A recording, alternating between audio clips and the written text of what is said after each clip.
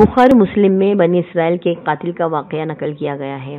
حضور اکرم صلی اللہ علیہ وسلم نے اللہ کے یہاں توبہ کی قبولیت سے متعلق صحابہ کرام رضوان اللہ علیہم اجمعین کے سامنے بنی اسرائیل کے ایک قاتل کا نہایت خوبصورت اور ایمان افروز واقعہ بیان فرمایا کہ بنی اسرائیل میں ایک شخص چوری، ڈکیتی اور قتل میں بہت مشہور تھا اور نہایت معمولی بات پر کسی کو قتل کر دیتا تھا۔ ہوتے ہوتے اس کے ہاتھ سے 99 افراد کا قتل ہو چکا۔ اس کے بعد اس کے دل میں احساس پیدا ہوا کہ مجھے بھی تو اللہ کے ہاں جانا ہے۔ چنانچہ یہ فکر بڑھتی رہی اور لوگوں سے معلومات کرتے ہوئے سرگردان پھرتا رہا کہ کیا میری توبہ قبول ہو سکتی ہے یا نہیں۔ کسی عالم شخص سے ملاقات کی فکر ہوئی کہ معلوم کیا جائے کہ ایسے شخص کی توبہ قبول ہو سکتی ہے یا نہیں۔ لوگوں نے ایک عابد شخص کے پاس جانے کا مشورہ دیا۔ اس شخص نے اس کے پاس جا کر مسئلہ معلوم کیا، کیا میری توبہ قبول ہو سکتی ہے اور کیا مغفرت ہو سکتی ہے، جبکہ میں نے 99 انسانوں کی جان مار دی۔ اب تو اس عابد کو مسئلہ معلوم نہیں تھا، تو اس نے اپنی عقل سے قیاس آرائی کی کہ جو آدمی 99 انسانوں کی جان لے سکتا ہے اس کی مغفرت کہاں سے ہوگی۔ چنانچہ اس نے کہہ دیا تیری توبہ قبول نہیں ہوگی۔ تو اس شخص نے غصہ اور جلال میں آ کر اس شخص کو بھی قتل کر کے 100 پورے کر دیے کہ جب میری توبہ قبول نہیں ہوتی تو لاؤ تجھے بھی قتل کر دیتا ہوں اور 100 پورے کر دیتا ہوں۔ چنانچہ اس نے 100 پورے کر دیے، مگر اس کے دل میں تردد باقی رہا کہ میری مغفرت کی کوئی شکل ضرور ہوگی۔ اس لیے اس نے لوگوں سے پھر معلومات کا سلسلہ جاری کر دیا کہ روئے زمین میں سب سے بڑا عالم کون ہے، اس سے جا کر معلوم کروں گا، وہی مسئلہ بتا سکتا ہے۔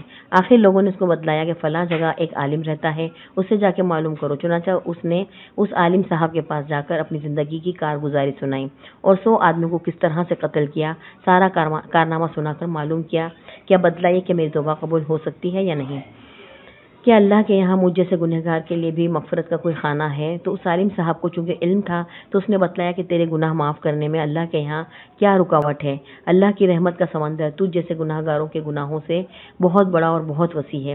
چنانچہ اس عالم صاحب نے مشورہ دیا تم فلاں جگہ سفر کر کے جاؤ، وہاں کچھ اللہ کے بندے رہتے ہیں، ان کا مشغلہ صرف اللہ کی عبادت ہے، ان کے ساتھ مل کر اللہ کی عبادت کرو اور نادم ہو کر اپنے گناہوں کی معافی مانگو، انشاءاللہ تمہاری مغفرت ہو جائے گی۔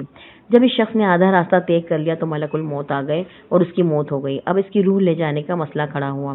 آسمانوں سے رحمت کے فرشتے بھی آئے اور عذاب کے فرشتے بھی۔ رحمت کے فرشتے کہنے لگے کہ اس کی روح لے جانے کا حق ہم کو ہے، اس لیے کہ یہ سچے دل سے تائب ہو کر عبادت کے لیے جا رہا ہے، اور عذاب کے فرشتے کہنے لگے اس کی روح لے جانے کا حق ہم کو ہے، اس لیے کہ اس شخص نے کبھی کوئی نیک کام نہیں کیا، پوری زندگی نافرمانی میں گنوا دی۔ اسی دوران آسمانوں سے آدمی کی شکل میں ایک فرشتہ آیا۔ بعض روایت سے معلوم ہوتا ہے کہ یہ آنے والا فرشتہ حضرت جبرائیل علیہ السلام تھے۔ چنانچہ اس فرشتے نے تشریف لا کر ان دونوں فرشتوں کی طرح کے درمیان یہ فیصلہ کیا کہ دونوں طرف کی مسافت ناپ کر دیکھ لو، جہاں سے آ رہا ہے وہاں کی مسافت قریب ہے یا جہاں جا رہا تھا وہاں کی مسافت، لہذا جہاں کی مسافت قریب ہو اس شخص کو وہاں والوں میں شمار کر دیا جائے۔